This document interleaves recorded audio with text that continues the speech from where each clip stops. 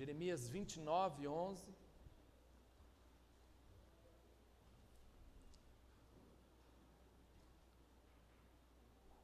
Pronto. Diz assim: porquanto somente eu conheço os planos que determinei a vosso respeito, declara Yahvé. Planos de vos fazer prosperar, e não de vos causar dor e prejuízo. Planos para vos dar esperança e um futuro melhor. Senhor, muito obrigado, porque até esse exato momento, o Senhor, com o coração somente teu, bondoso e amoroso, tem recebido o nosso louvor, a nossa adoração. Senhor, e eu te agradeço por tudo que o Senhor tem feito em nosso meio. Quando eu leio um texto como esse, o meu coração se enche de alegria, o meu coração se transforma diante de tantas calamidades. O Senhor é um Deus que se preocupa conosco. Por isso que o Senhor deixou esta palavra. E nesta manhã, o desejo do meu coração é que o Teu Espírito Santo fale ao coração dos Teus filhos, que eu diminua nesse lugar, que o Senhor cresça, porque essa igreja é sua, esse púlpito é seu, esse altar é do Senhor. Que nada te impeça, Deus, de lançar essa boa semente no coração daqueles que são Teus. Que essa palavra faça todo sentido a cada um que ouvir nesta manhã, em nome de Cristo. Amém e amém. Pode se assentar, meus irmãos. Hoje, quando nós falamos a respeito de planejamento, é uma das coisas mais difíceis, né? Você planejar algo nos dias de hoje. Porque os nossos dias são dias de incerteza. Você faz alguns planos, mas amanhã pode ser que esses planos não deem certo. Você projeta algumas realidades e pode ser que amanhã isso não aconteça. Se o nosso planejamento for feito segundo a vontade de Deus, aí sim vai dar certo. E essas crises que nós estamos vivendo, desde o ano passado até esse ano, ficou muito evidente que os nossos planos, se eles não estiverem de acordo com o plano de Deus, não vai acontecer. E mesmo que nós imaginemos que ele esteja de acordo com os planos de Deus, os planos de Deus são muito maiores do que os nossos. Os planos de Deus, eles são governados por aquilo que é sagrado, por aquilo que pertence a Ele mesmo. Então está provado que só existe uma vontade soberana, que é a vontade de Deus. Isso para nós, dentro desse período que nós estamos vivendo, é muito evidente, pelo menos para mim. Eu cheguei a essa conclusão, de que a vontade de Deus, ela é soberana, de que por causa dessa vontade de Deus, Ele permite que muitas coisas aconteçam em nossa vida, e todas essas coisas que acontecem conosco, elas fazem parte dessa vontade plena do Senhor. Então é importante que nesse momento o meu coração esteja aberto para a realidade que me cerca, que o meu coração esteja aberto para aquilo que Deus de fato tem construído ao longo de nossa história, ao longo de nossa existência. Chegamos a esse clímax, a esse ponto positivo de entender isso. Pelo menos é isso que nós esperamos. É verdade que algumas coisas também não dão certo em nossa vida, Deus permite o livre-arbítrio e nesse aspecto de fazermos escolhas, e muitas vezes as nossas escolhas, pelo fato de não ser a escolha de Deus e de nós não entendermos a vontade de Deus, elas caem por terra, elas batem na trave, elas não prosperam, elas não conseguem chegar no lugar pelo qual foi definido por nós, porque nós escolhemos errado, equivocadamente, escolhemos muitas vezes de forma absurda aquilo que nós queremos que venha a construir a nossa história, porque nós somos responsáveis por nossas decisões. Então as pessoas, muitas vezes, elas decidem uma vida longe de Deus, elas fazem essa escolha, elas têm esse privilégio, né, se pudéssemos colocar assim, Joel, de fazer uma escolha longe de Deus. Não, eu não vou servir a Deus, eu não quero nada com essa vontade, eu não me enquadro nessa caixa, né, eu não faço parte desse tipo social de pessoas. Então, as escolhas, elas são inúmeras e muitos sofrem pelo fato de fazerem escolhas que não tem nada a ver com Deus e a opção é ficar longe de Deus. Tá? Muita gente fazem essa opção, a gente respeita, sabemos que o final disso é destruição e morte, está na Bíblia, orientamos, mas mesmo assim as pessoas escolhem aquilo que elas querem fazer, elas são donas do seu nariz, né? Muitos agem desta forma. E interessante que o contexto que é primário desse texto, trata-se de uma mensagem de encorajamento para um grupo de pessoas exilados, os judeus exilados na Babilônia.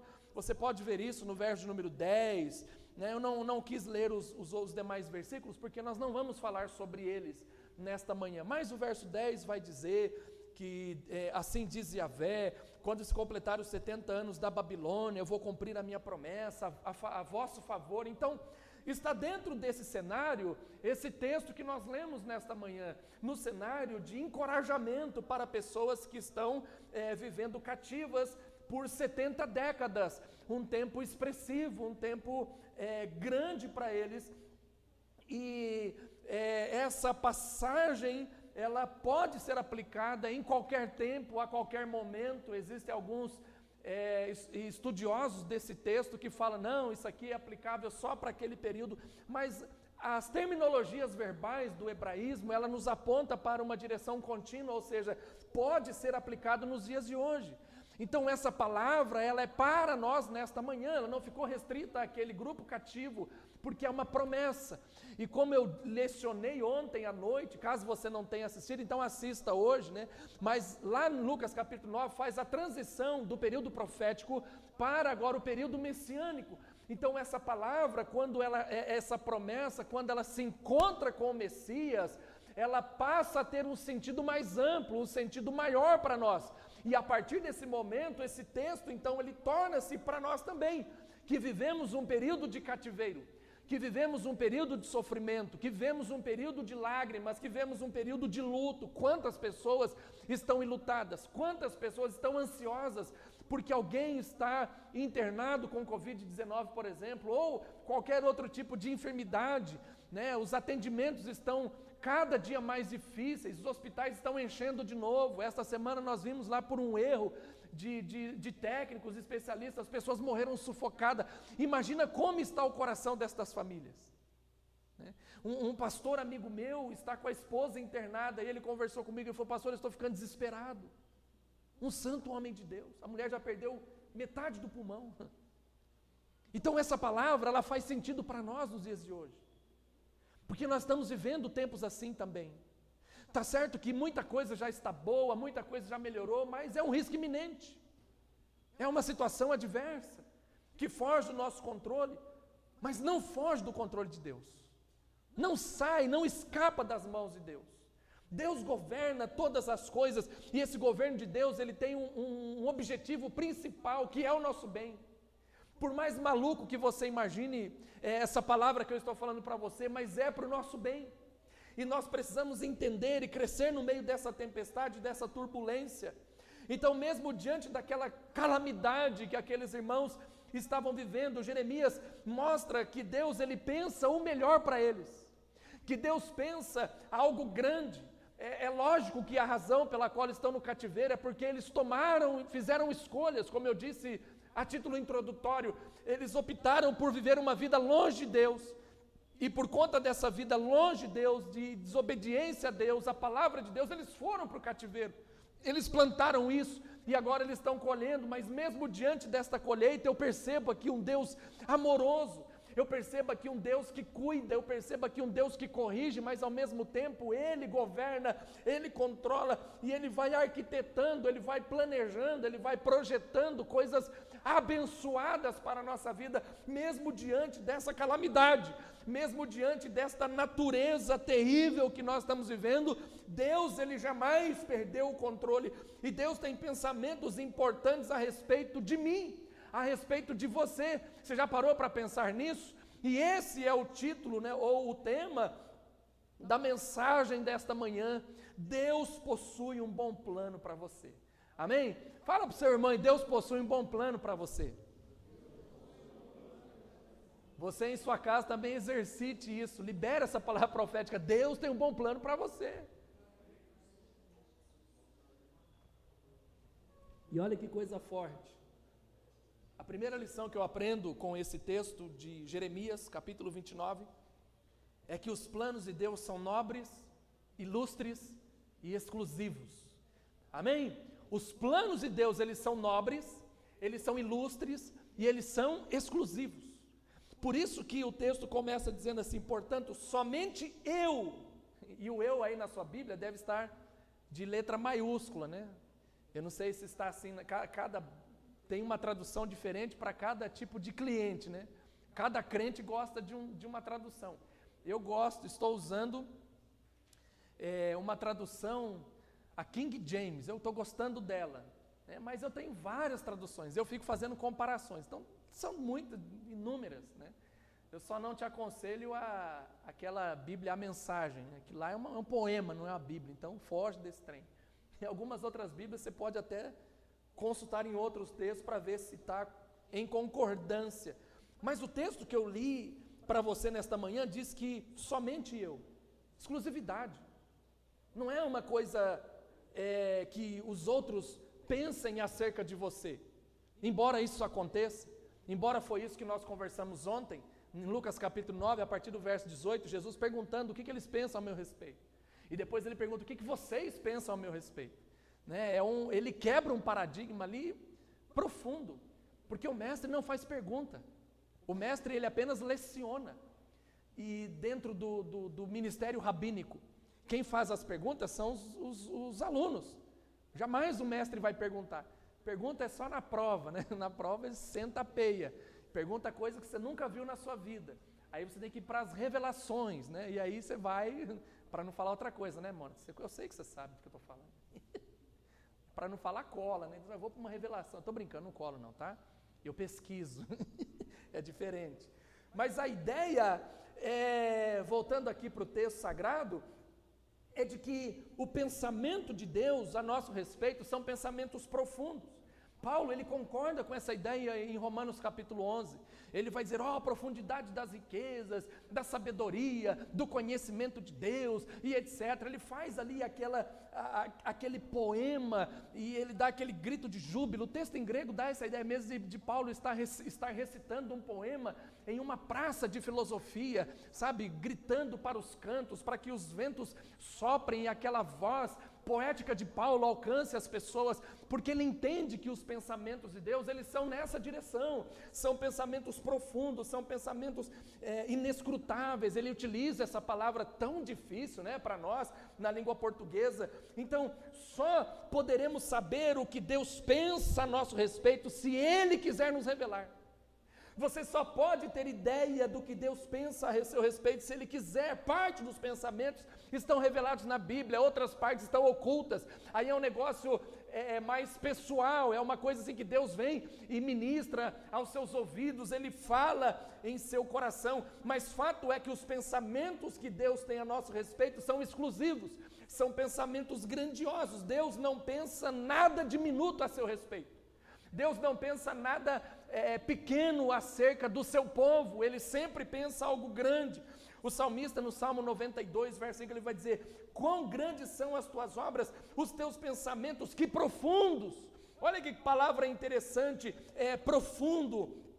É o mesmo que Jeremias vai utilizar aqui, e o salmista, ele usa aqui uma palavra para falar a respeito de profundo, em hebraico, maod. Maod, ela dá aquela ideia de algo extremamente grande, não é de profundidade, assim, como se pensasse num buraco, num inferno, é algo grande, abundante, está num grau mais elevado. Maod significa algo magnífico, é um axioma, é uma totalidade que você não consegue pontuar ou responder de uma forma precisa. Quando você fala profundo, alguém vai perguntar para você, profundo quanto? Se você tem ali a capacidade de medir, você vai medir, mas olha, é profundo tantos metros, mas quando ele utiliza a palavra Maod, significa que não tem como você medir. Os pensamentos de Deus você não mede.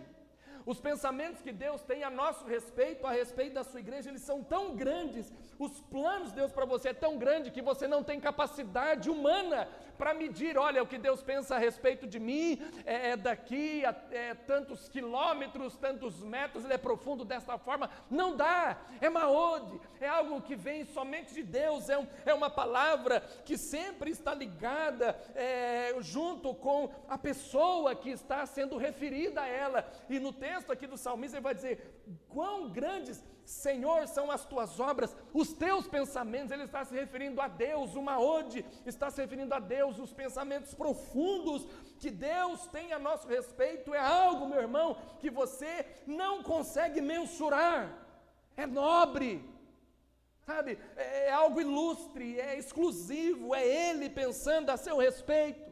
Quando eu estava analisando esse texto, eu fiquei imaginando, a gente sempre vai para aquelas caricaturas filosóficas, né, de um homem assim, pensando, eu nem lembro quem que é esse personagem, né, que ele fica assim com a mão no queixo pensando, esqueci mesmo quem que era, mas tudo bem.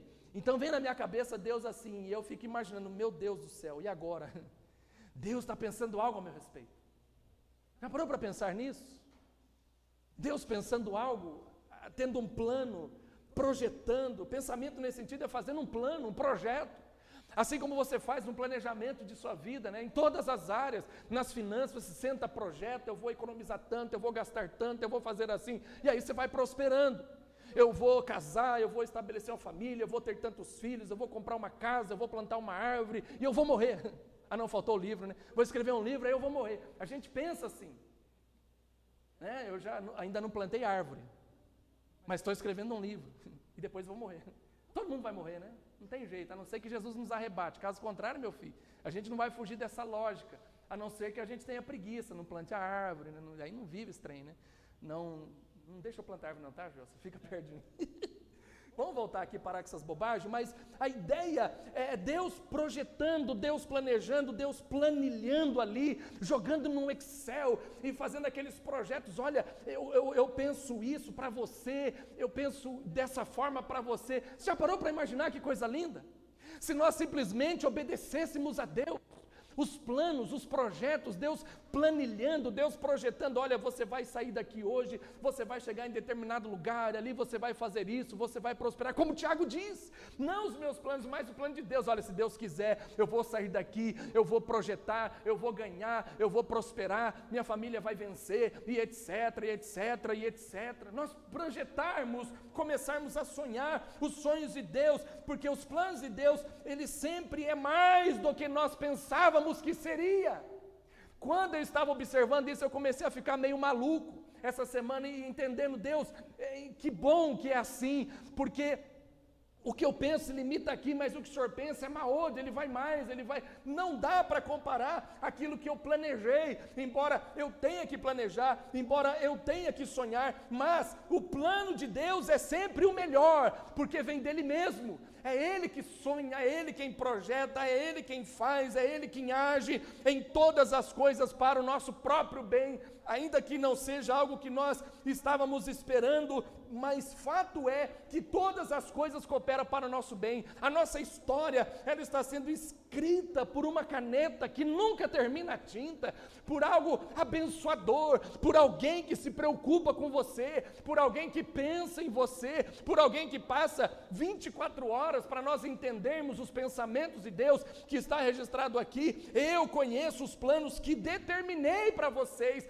Esses planos, esses projetos, eles rondam a mente de Deus o tempo todo, e Deus fica falando conosco o tempo todo, Deus mostra nas Escrituras o tempo todo. Deus tem sempre mais do que tudo aquilo que nós pensamos. Deus tem sempre o melhor para você, Deus tem sempre o melhor para a sua casa. Ele vai fazer infinitamente mais, porque não depende de nós, depende dele. É ele quem constrói, é ele quem escreve. Davi, ele chega a essa conclusão no Salmo 139, quando ele vai dizer no verso número 16: os teus olhos me viram ainda em substância informe, e no teu livro foram escritos todos os dias da minha vida, sem que nenhum deles existisse. E ele vai dizer que foram ordenados, sabe, não tinha dia ainda, mas Deus já estava olhando para nós, Deus já estava planejando para nós, Deus já estava preparando esse ambiente, esta manhã, esse dia. Deus não foi pego de surpresa com o Covid-19, está no plano, no projeto de Deus. Nós não entendemos, mas nós precisamos crer que Deus, Ele é Ele que cuida de nós, é Ele quem faz todas as coisas acontecerem em nossa vida, e Ele tem um plano para você. Deus tem um plano para você, meu irmão. Não perca isso de vista. As soluções racionais, elas só vão te decepcionar. Embora nosso culto seja racional, mas Deus, Ele vai sempre além. Ele vai, se você tentar avaliar toda a sua realidade racionalmente, sem uma pitada de fé, de esperança, virá incertezas, decepções, fracassos, angústias, porque Deus não tem que provar nada para ninguém. Eu amo pensar assim: Deus não precisa ficar provando para mim que Ele é Deus, porque Ele é, porque eu creio, eu tenho uma firme convicção no meu coração que Ele existe, que Ele é Deus e acabou, e que minha vida é conduzida por Ele. Isso não me torna um tolo, me torna um sábio. E é exatamente essa conclusão que ele chega ali para Herodes, lá em Lucas ainda capítulo 9, quando Herodes queria vê-lo, e ele vai dizer: você não precisa ver, você tem que ouvir, crer, acreditar. Quando ele pergunta quem que é esse camarada, na verdade ele estava com medo, né, pensando que João Batista tinha ressuscitado e ia pegar ele. Havia essa crença, esse mistério, né? Agora eu matei João, agora o João ressuscitou, ele vai me pegar e vai me matar também. Ele estava com medo. E aí então Jesus deixa muito evidente que a nossa vida e a nossa fé, ela vem pelo ouvir e ouvir da palavra de Deus. Então eu creio nos planos que Deus tem para nós. Eu creio nos planos que Deus tem para a igreja dele. E eu creio que é sempre o melhor. A segunda lição para a gente encerrar nesta manhã: os planos de Deus são cheios de paz, que produzem esperança em um futuro melhor. Amém? Vamos ver juntos: os planos de Deus são cheios de paz, que produzem esperança e um futuro melhor. É só isso que Deus tem para você. É pouco? Ficou ruim agora? Ficou estreito para nós? Olha o que o texto vai dizer: que eu determinei a vosso respeito, declara Yahvé, planos de vos fazer prosperar, na parte B do verso 11, e não vos causar dor e prejuízo, planos para vos dar esperança e um futuro melhor. Com certeza na sua tradução não está prosperar, mas é paz, porque a mesma palavra em hebraico, shalom, tá? Ela também tem essa ideia de prosperidade e ideia de paz. Só que na língua portuguesa paz é outra coisa, né? A gente tem muita dificuldade ainda em definir esse conceito de paz, porque alguns ficam em paz quando matam alguém. É assim, ele se sente satisfeito em paz porque ele cometeu uma violência, né? Uma pessoa que tem uma mente doentia. Então esse conceito de paz para nós ainda é um pouco complexo. Para muitos vão dizer assim: paz é quando está tudo bem, ou paz se refere ao estar em um monastério e ali eu ficar em silêncio, só na contemplação. Para outros, paz é quando o cara está dirigindo um Fórmula 1 a 300 km por hora. Ele está em paz ali, né? Uma segurança, né? Um volantinho desse tamanho, né, João? Nem no videogame eu dou conta.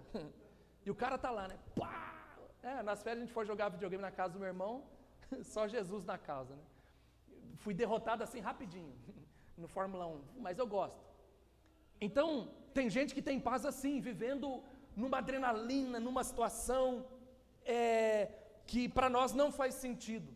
Mas a palavra paz, em hebraico, ela tem um sentido diferente. Ela não é muito, ela é próximo à paz também aqui na língua portuguesa, se você quiser pensar dessa forma, filosoficamente, Mas a ideia de hoje, e eu penso que é uma das coisas que nós mais queremos ter no nosso coração, é paz. Sem nenhuma exceção. A não ser que você seja maluco. Caso contrário, está tudo bem com você, você quer ter paz. Você quer viver em paz, você quer chegar na sua casa em paz, você quer ir trabalhar em paz, você quer ficar no trânsito em paz, você quer paz, não é mesmo? Ou você quer maluquice, ou você quer outra coisa, atribulação, você quer angústia. Estamos vivendo tempos atribulados e o nosso pensamento é paz. Então a gente pensa, fazemos ligações, olha, até quando vai ficar assim? Por que isso não se encerra logo? Eu quero voltar àquela normalidade, porque nós nem sabemos o que é normal, né? Percebemos nesse tempo de que normal, que é para um não é para outro e etc. Então a ideia que nós nutrimos em nosso coração é paz, é viver em paz. E aqui quando ele coloca prosperidade, dá uma ideia diferente dentro desse contexto de shalom. Então, prosperidade em hebraico também significa o bem-estar social e individual. E isso é prosperidade, bem-estar. Não é apenas questões financeiras. Por isso que eu volto a repetir que quando a gente fala de prosperidade, utilizando-se lá o texto de Malaquias capítulo 3, não está se referindo apenas em recurso financeiro. Não é essa teologia da prosperidade que é disseminada de uma forma irresponsável, não.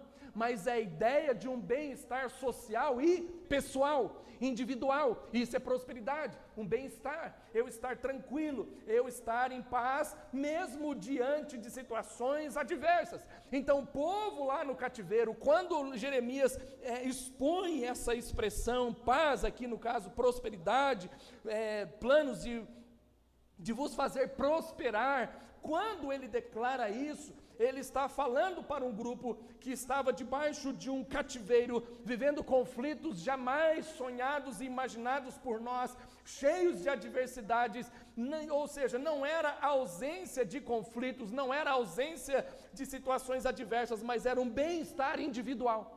Eles sabiam administrar aquilo. Quando essa palavra chega para o coração deles, ela enche o coração deles de paz, de tranquilidade. Eles sabem que Deus está cuidando deles, mesmo diante daquela circunstância, naquela situação, naquela realidade.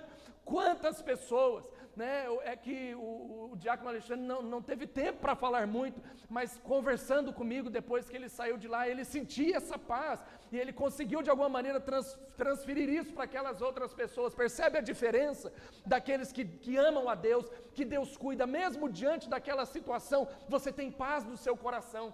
É claro que a gente fica preocupado, é claro que dá medo, tudo isso é normal. Esse é o sentimento de Jesus no Getsemane, preocupação, medo, angústia, mas ele estava em paz, porque ele sabia que ele estava ali no Getsemane, debaixo do propósito de Deus, era plano de Deus. E ele deixa isso evidente aqui em Lucas capítulo 9, no verso 22, quando ele começa a falar a respeito dele ser assassinado, da sua morte, da sua ressurreição, porque é o plano de Deus. Então o plano de Deus, ele nos prospera. O plano de Deus, ele enche-nos de paz. O plano de Deus, ele traz essa convicção, e é por isso, meus irmãos, que nós temos a verdadeira paz, porque nós temos a paz de Jesus. Nós não temos uma paz que vem de forma financeira, porque essa paz financeira ela vai virar uma tribulação, ela vai embora, o dinheiro acaba, ou você não consegue comprar tudo que você deseja, você não compra a sua saúde. Quantas pessoas ricas, milionárias, que gastaram fortunas tentando escapar do Covid-19 morreram, porque não dá para comprar saúde, o dinheiro não faz isso. O dinheiro ele traz a paz. Não traz não, ele traz a tribulação quando vai embora, né? A gente fica num óleo esquisito. Mas o dinheiro faz parte da vida social. Nós precisamos disso. Mas a nossa paz não está posta nisso. A nossa paz está posta em Jesus. Por isso que ele vai dizer, deixe-vos a paz, a minha paz vos dou. Eu não dou como o mundo dá. E aí ele continua dizendo assim, não turbe o vosso coração, nem fiquem atemorizados. Deixa eu te fazer uma pergunta nesta manhã, o que está trazendo preocupação ao seu coração? O que está trazendo medo? Isso gera muitas vezes porque há uma ausência de paz, e nós ainda não tivemos a compreensão dessa paz que Jesus libera sobre a nossa vida, que Jesus libera sobre o nosso coração. Então o profeta ele vai dizer, olha, Deus está dando para vocês o futuro que vocês desejam. Qual é o futuro que você deseja? Se fizéssemos essa pergunta ou essa enquete nesta manhã, qual é o fim que você quer? Ele fala isso, olha, Deus ele vai dar o futuro que vocês desejam, e aqui ele coloca a questão da esperança e de um futuro melhor. Meu irmão, eu tenho esperança sim de que as coisas melhorem, não no sentido financeiro, social, porque isso não vai acontecer, mas no sentido apocalíptico. E também não estou sendo aqui um pregador da última hora, falando que tudo vai explodir, sabe, aquele negócio terrível, de assombração mesmo. Você escuta a mensagem apocalíptica, você fica doido, eu vou morrer, porque o diabo é assim, porque não sei o que, não é isso não. Mas quando eu falo de questões apocalípticas, eu estou falando de um futuro melhor, eu estou falando de paz, eu estou falando de estar com Cristo, eu estou falando de agora adorá-lo para todo sempre. Isso é a mensagem apocalíptica. O Apocalipse não é para aqueles que vão ficar aqui, porque a igreja não vai ficar, a igreja vai subir triunfante, amém, meu irmão? Agora, se você não crer, você vai ficar, e tenha medo mesmo, miserável, porque fica. Tem que crer, sabe, tem que servir a Jesus, tem que deixar os planos dele conduzir a nossa vida. Então, a vontade, o desejo de Deus é nos dar um futuro melhor. E com toda certeza, se você fizer uma análise de sua vida, você está muito melhor do que você já foi um dia. É ou não é? Porque a palavra de Deus está se cumprindo em nossa vida. Os planos de Deus estão se cumprindo. Um fim esperado. Deus quer que a gente viva bem, meus irmãos. Deus não quer que nós sejamos também negligentes, irresponsáveis.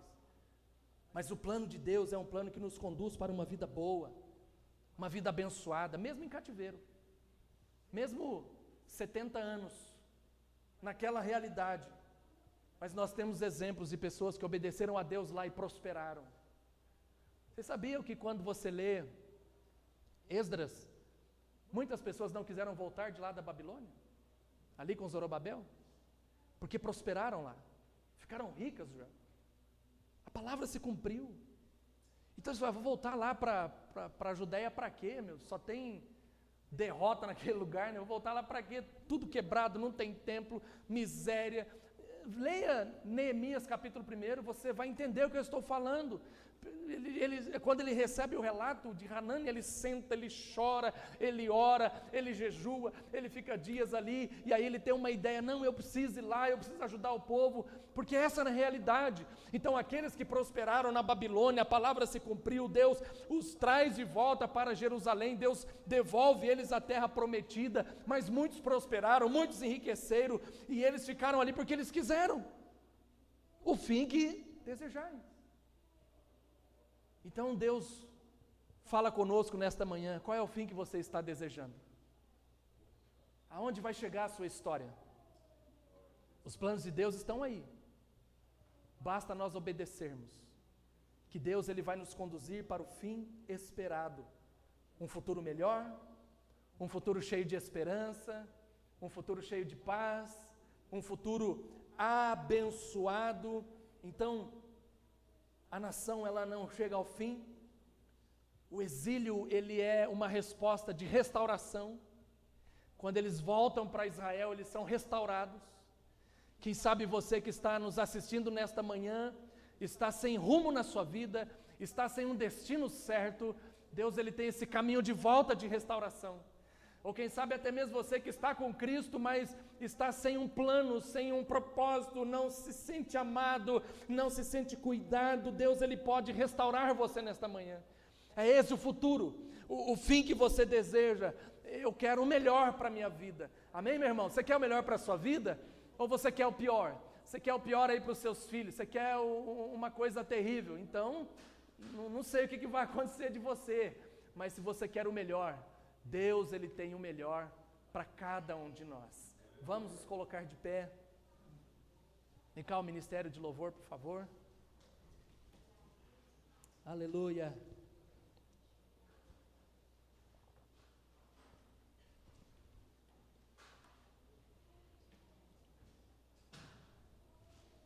Deus tem planos aí muito bom para os fiéis. Deus tem plano muito bom para você, meu irmão. Muito bom mesmo. Não pensa que é coisa pouca, não. É coisa boa. Coisa boa está nos aguardando aí, Zorildo. Ó, ele falou para mim, viu? Fique esperto. Mas é verdade. Coisas boas de Deus virão sobre a sua vida. Os planos de Deus jamais vai te causar dor ou prejuízo. Já parou para pensar nisso? Deus te prejudicando? Por favor, não faça uma bobagem dessa. Deus não tem maldade nenhuma no coração dele. Deus é santo. E a vontade de Deus é boa, é perfeita, é agradável. Se enquadre nisso. Não é difícil. Sabe, não é uma pegadinha, não. Também não é fácil. Exige de nós mudança de comportamento, de renúncia, mas tudo isso, Deus nos ajuda nesse processo, porque o plano é dele. Faz aí uma ligação com uma empresa, por exemplo, vai te chamar para trabalhar num lugar que você não consegue, que você não dá conta. Já pensou a seleção brasileira me chamar para jogar no gol? Vigia, vaza. Sangue do Cordeiro. Não vai dar certo esse trem.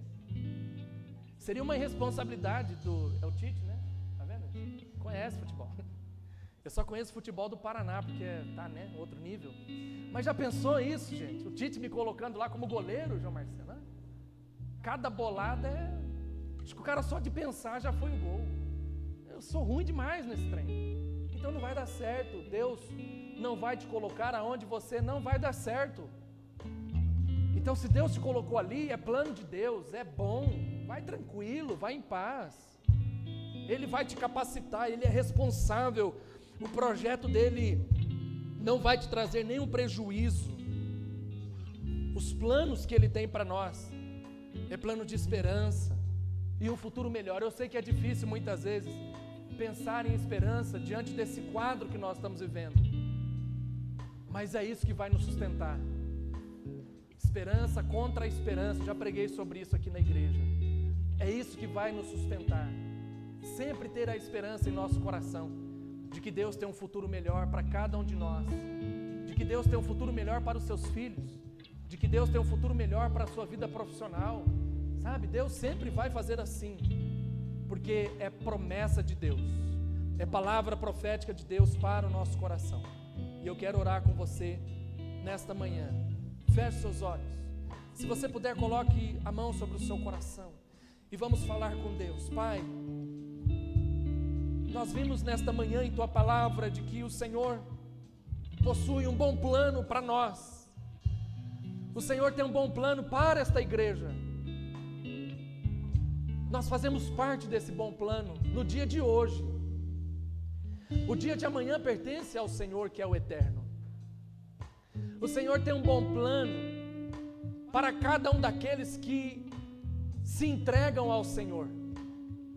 Quem sabe nesta manhã, esta pessoa, ou nesse dia, essa pessoa que está vendo essa ministração, ela ainda não tomou essa decisão. Senhor, que esta palavra seja importante e decisiva na vida dela, e que Teu Espírito Santo, cheio da revelação da graça, o convença, e que ela te receba como Salvador, ou se volte para o Senhor, porque o Senhor tem um bom plano para ela, e esse plano que ela está trilhando é um plano de destruição, é um plano de morte, porque não é o plano do Senhor.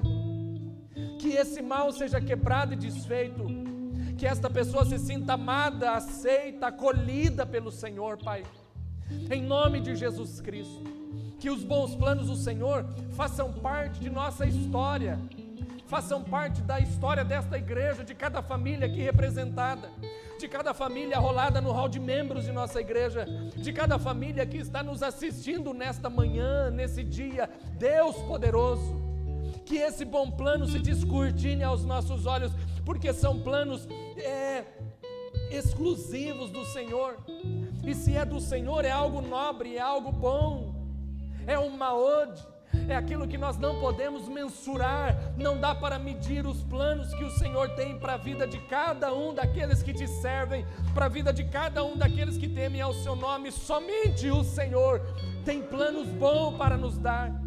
Os meus planos, Pai, eles se limitam na minha hipocrisia, na minha ignorância, em minhas limitações e no meu pecado, mas os planos do Senhor são recheados de santidade, são recheados de não trazer nenhum prejuízo, são repletos de paz, de esperança e de nos conduzir a um final bom, a um final feliz. O final feliz, ele é apenas escrito pelo Senhor e ele já está determinado, ele já foi decretado. O final feliz é para nós que sairemos desse cativeiro babilônico espiritual e nos encontraremos contigo no paraíso. Deus, esse é o resultado final dos seus planos. Esse foi o resultado final do plano que o Senhor tinha para o teu Filho Jesus, salvar a humanidade. E nesta manhã nós nos sentimos salvos, aceitos, amados, respeitados e prontos para renovarmos a comunhão, para renovarmos a aliança, o compromisso com o Senhor e te seguir e te servir de todo o nosso coração, Pai. Que a boa mão do Senhor esteja para todo sempre em nossa vida e que o Senhor nos conduza para um plano cheio de paz, que produz esperança e um futuro melhor. Eu deixo essa palavra profética sobre esses corações e os abençoo em nome do Pai, do Filho e do Espírito Santo de Deus. Amém.